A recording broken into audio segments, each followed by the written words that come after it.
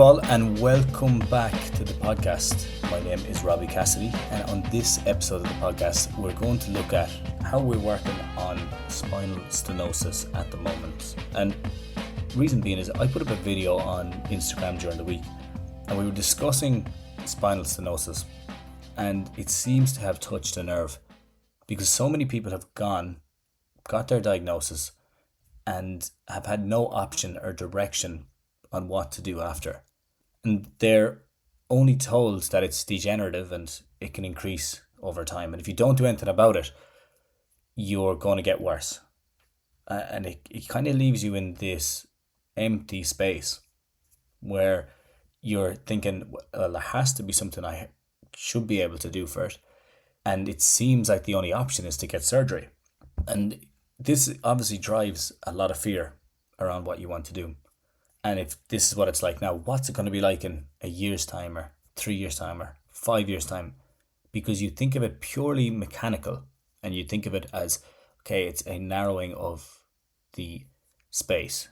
And what we need to look at here is there certain things that make it worse and make them better? And is there anything we can do outside of it? Because if you start getting into that state of mind of what's it going to be like in a year's time or 5 years, will I lose my independence? Do I have to get surgery? It'll seem that a lot of your options are limited, but there is much more that you can do for this than you would expect. And I want to try to explain that to you here. I want you leaving this podcast to see what your next steps are, understand what you can do and how you can start to move forward. Now, to help me explain it a little better, I'm going to talk specifically about what we're doing with our own clients and how we've been dealing with this. And one client in particular really sticks out. He's an 85-year-old man in our Back Pain Back to Exercise group, and he's a shining example for what can be achieved if you don't give up on yourself and you put in the time and you put in the work, you put in the effort. Because if you look at his transformation over time, it's unbelievable what he's able to do now after just a short time of getting down to work on it. So firstly, as we think about spinal stenosis, you're probably understanding it as a narrowing of the spinal canal. And if it's going to be a narrowing of the spinal canal, there should be very specific symptoms that are associated with that, because it's a mechanical failure, quote unquote, of the body. But that most likely wouldn't explain all the symptoms that you've been having, especially if you've been dealing with flare-ups, where it increases and decreases over time, where it gets bad for a couple of months and then it subsides and it's not as severe, or you don't notice it. It's not top of mind. When you notice this, it gives us actually a new window into what's going on. Because if you really take a step back and look at it through this new lens or through this new window, if it was primarily mechanical, then the space wouldn't be opening like a valve or closing. It would be stenosis is there all of the time and it never changes. Now, there is different severities of it. I understand that. But what I'm talking about is if your symptoms increase and decrease, like they increase and they get bad for a couple of weeks and then they decrease and they improve for a couple of weeks, if that's the case, it's not just the mechanical issue that we're looking at. And that's what I'm really trying to change people's minds on. That's a mission of mine, is that if you are understanding that you have flare-ups where you get this bad, it gets bad and then it gets good and then it gets bad and then it gets good, there's a lot more to it. And we don't just point directly to the mechanical. The mechanical could be involved, no question. But in the, let's say, realm of a stenosis, it could be more that you're looking at nerve irritation, nerve swelling, fatigue. That fatigue is causing us to change our posture. Our posture is causing us to lean on it a bit more. It's really taking that holistic look at it, because rehab is about this. We want to review everything. Too often people get underserved because their practitioner is too focused on their MRI results and not actually looking at the person in front of them. And I don't want you to get caught in this trap as well, because you have to think that you are not your MRI results. They're a picture in time. And if, for example, you got your MRI and you had degenerative disc disease, you had spinal stenosis or maybe a bulging disc on MRI, and it came with the pain in your back and in your leg, and you couldn't walk without pain and you couldn't exercise at all, and everything was improving or impacting your mood and your mental health. That was your MRI results, and you said, well, that's the way it is. But then after a few weeks, you had no pain, you were able to get back, you You were able to walk without pain. You were able to get back to activities that you love, and you didn't have any symptoms, and you had more confidence in yourself. And the disc that was bulging, or the degenerative disc that's there, or the stenosis that's there, wasn't impacting you on a Thursday, would you be happy? And the thing is that this is what we need to focus on. Why? Because you can have all the structural change on MRI, like your spinal stenosis, but you can have no pain at all. And this is really common because a lot of people will have that stenosis on MRI and they won't have any pain. I really, like my father, even years ago, went to a chiropractor and they did MRI, or they did an x-ray on him. And the chiropractor told him, this is like 15 years ago, the chiropractor told him, look, you have stenosis in your spine, so that's only going to get worse over time, and you have a bad hip. And it was the craziest diagnosis ever because he didn't have any pain, he didn't have any issue. It was like a friend of a friend, and your man was recommended him because he was like, oh, just get it checked out. And still today, he has no sciatic type symptoms, he doesn't have any stenosis type symptoms, and he's running, he's swimming, like he's involved in the boxing club. He's decided not to live by this MRI and these results that were given to him. But the thing is that when you get these results, especially in that case, they're looking to follow up with some type of a plan to fix this. But obviously, it was false, and it was the results were overemphasized, and they weren't really that much of an issue. And he doesn't have any issue with it now. So the reason I say that is that you can have these results on MRI and on X-ray, but it doesn't necessarily mean that you're in trouble or that anything's going to happen. And it actually is normal to get these as well. So the goal is to get you back there, get you back to that living with independence and living a normal life again. So let's work on that. So to dive back into this guy's case, who came to us with the symptoms in his leg, so he wasn't able to walk for 2 to 3 minutes without pain. And all his goal was just to have some independence back in his life again. He knew he was aging, obviously. He had other comorbidities as well, but he wasn't willing to give into it. And he's 85, just to remind you. So if you're in your 40s, your 50s, your 60s, and you're saying, well, that's me done, it's time to really take a step back and take a look at yourself and say, like, am I selling myself short here? Because a lot of people are. So what do we do with him? Well, firstly, we looked at his habits and behaviours. Why? Because we wanted to figure out what was causing the nerve irritation to be high. Why was it better on some days versus others? And then once we started to do that, we started to make light adjustments. We started to get him back on track. So simple things. One of them was, at the end of the day, just jot down on paper what you did that day. In terms of activity, in terms of movement, in terms of food, how were the pain levels, and how was the sleep. And just like little notes to keep an eye on it, because then we could review it. And then over time we started to look at his diet and his hydration. Could we change anything here? Could we increase anything in the diet, or does his hydration need to be worked on, or what's the timing like? And do we need to increase any macros? So one thing we pointed out was that his protein wasn't very, very high, let's say. And he was going into an adaptive period of training because we were going to push with the strength work. So we needed his protein to be a small bit higher so he would adapt faster. And then we noticed also that his hydration actually fluctuated quite a bit. Some days it'd be really good during the day. Some days it wouldn't be so good. And then we noticed that the days it wasn't so good, he generally had more pain that day and then the next day as well. And then what we also noticed is that the days that he wasn't so good in the day, he started to increase it at night, and then he was obviously impacting his sleep because he had to get up and go to bed at night.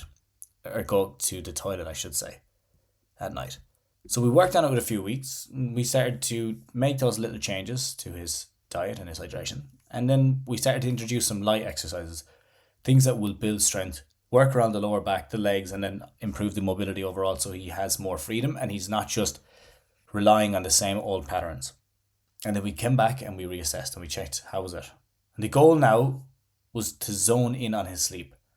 He had mentioned it was quite broken at times, and he noticed more pain on the days that he slept poorly the night before. Really common, like one of the most common patterns that you'll notice. And then people kind of get lost with chicken and the egg of, is the pain causing my sleep to get worse? Or is the sleep causing my pain to get worse? But this is really low-hanging fruit stuff. something that everyone can do. And if you do it right, you can make a huge change to your health and your fitness. So we use little tactics to improve it. And those little tactics, honestly, were focused on the activity during the day to help his sleep at nighttime. We looked at timing of naps, timing of hydration, and routines before bed.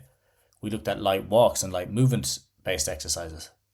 And we gave him time to get these in order. We didn't just load him all with one thing in 1 week and say, let's go, you should be all good by next week. No, it was baby steps over time.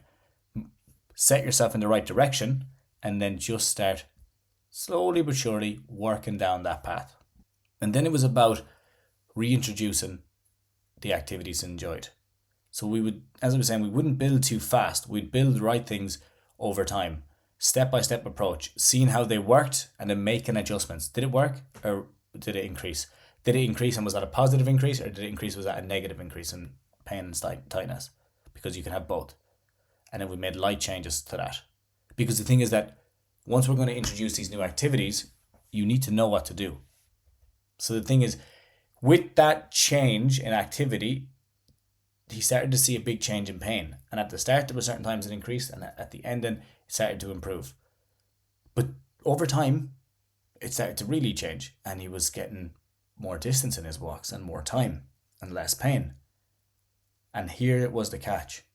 And I remember having the group call and everyone's there and we were talking through everyone's case, and I said to him, look, now you're feeling good, you need to be careful. We don't go full hog. We don't ramp everything up and say that I'm fixed and everything's 100%. We need to be smart about how we progress our activity after this. The goal was to get obviously back into walking and being more independent. So what we did is we took a very basic walking plan, we introduced it, we saw how it was the next day. We put it on again, we saw it was the next day. And it was like 1 day on, 1 day off. And it was the same thing with tracking it. And then distances, times, what to do after. Like with the pain kicked up, what do? You just go home and sit with the pain? No. There's a lot more things that you can do here. And this was really important. And honestly, the scope of this podcast, this is done over like 8 to 12 weeks. So I can't cover it all on one podcast. But it's most important. You need to have strategies of what to do. You're working on improving the body. You're going to run into obstacles. One of those obstacles is going to be an increase in pain or an increase in sensitivity, especially after you add something new into your routine. It's very common. And if you don't know what to do when this happens, you'll feel like you're back at square one, nothing's working, it's a flare up again, I can't believe it, scrap it, throw everything out. That's so common. Or you'll go into a freeze state where you won't do anything, you'll rest and say, oh, I need to wait for this to calm down. Like one of the biggest obstacles I run into when somebody says to me, it's like, oh, I want to jump on board, I want to start working on the program, but I just need to wait for this flare up to calm down. And I say, that is the absolute worst option for what you can do. And the reason being is that there's certain behaviors that are causing that flare up to stick around. And if you get into the program, we're going to show you exactly those behaviors, and you can get rid of that flare up in the next 2 days. You don't have to wait 6 weeks for it to calm down. People are tied to their habits and they're tied to their comfort. So it's something that I constantly run into. Okay, let's build on this. Give it time. We know what to do. Then we have like a reset 2.0 managing a flare-up system that we use. We just apply it straight away, and you notice then in a couple of days it starts to improve. So we have to have a flare-up management plan for that. And that's what we used for him. He went out, he had a bit of a flare-up, and that's okay. And then we managed it, and then he was able to get out the next day. And we stuck to this plan each week, and we made adjustments as necessary. And we started to check in on his pain calendar. And on that pain calendar, or pain diary, you could see the days that he did a walk, he had less pain in the evening. And that was a really insightful thing. So what we did is, well, obviously what someone says, why don't you just go for a walk every day? That would be great. But unfortunately, because of the guy's age and ability, we had to be smart about that. And it was a recommendation. Someone in the group asked, why don't we just walk every day then, if that's the case? For like, why don't we get this man to walk every day? They asked me. And I said, well, if we do that, there's a good chance that he runs into fatigue and then runs into a bigger flare at the end of the week. So we started to build it. This is what I mean. There's not a one size fits all. Depending on your age and your ability, you have to manage this better. So what we did in that case is we said, okay, we'll go 2 days on, 1 day off, 2 days on, 1 day off. And then we started to notice the change. And then we built it up to, can we do it 5 days in a row and take the weekends? Can we do 6 days in a row? Or can we do increasing and decreasing, like fluctuating walks? So this, like, there's so much to this, but you just have to get in there and then we can start to pick apart the things that you do. And then what we did is we stuck to that plan. We made their adjustments. Over time, he was able to get back to walking 5 minutes unrestricted, and then down to the pier unrestricted, and then down and back and not have any issue. And then he felt like he was in a much better position, so he started to go to the shop. There you go. That's the independence back. And he started to go to the GA pitch. So he started building on this over time. And all the while, when he was noticing this, we had reflective exercises that he did when he came back. So he comes back to the house, and then it's, what do you do next? Do you sit there and just do like watch TV or whatever, make your dinner? No. You have to have breathing exercises to calm it down, and then you also have a reflective narrative that you use where you're actually saying to yourself, that worked really well. I felt really good there. I'm feeling stronger. I'm actually improving every single day here. I'm working on myself. You have all these phrases and narratives that you use, because then they start to come in and you can start to really build on your confidence and your motivation and your discipline and your willpower. And also that actually calms the system as well at another level, which is kind of interesting. So by improving all of these habits, giving the body a chance to adapt over time and working towards goals he'd set out for himself, the pain dissipated. And I can't imagine in this 8 to 12 week period that the canal increased significantly in size. No, that's not what happened. But there wasn't as much pressure on the nerve. And that's the real winner here with spinal stenosis, is you can do so much for it. You can improve, you can get things back, you can really see change. But we have to get out of this mechanical mindset of, oh my God, it's never going to work because it's the canal is closing off. So we take off the pressure off the nerve and we allow the nerve to become less irritated. And then as a result, his mood improves. Now, did his mood improve because he had less pain, or did it improve because he'd made all these massive changes in his life? It's probably the both of them together.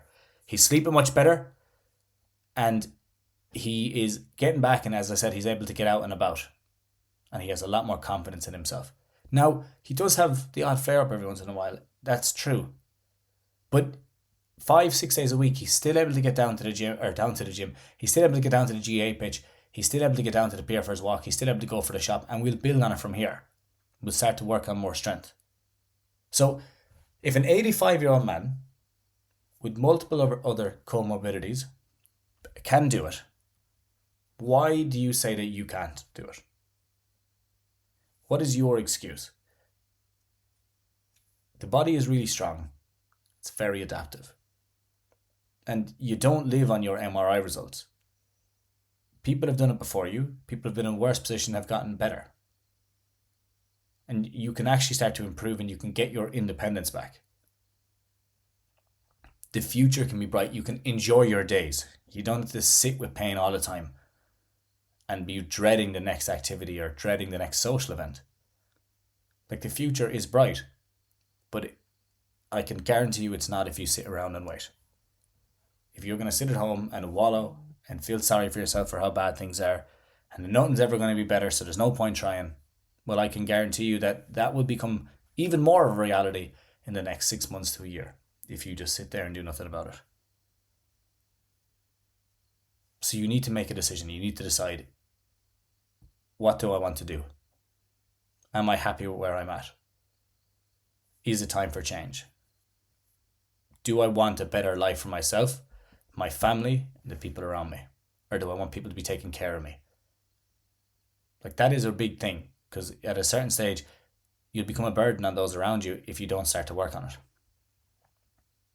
Now, if you do need help with this, or if you have any questions, just shoot us a message on Instagram, @RobbieCassidy_. And we can talk about it. We can go into detail on the case and we can see if there's anything we can help you with. What we generally do before we get you to sign up to anything is we'll jump on a call and talk through everything in more detail. Now, our programs are going to carry an investment because we don't do one-off physio, because it doesn't help in these chronic cases. It's 14 weeks, 24 weeks, and even longer, up to a year. But it just depends on your ability to commit. If you commit, you will see change. But you need to make that decision.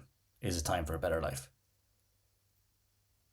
If you feel like this is the right thing, just send an email, info@themobilitytutor.com. Or you can, as I said, write to me on Instagram at @RobbieCassidy_. And you can really get your year off to a right start.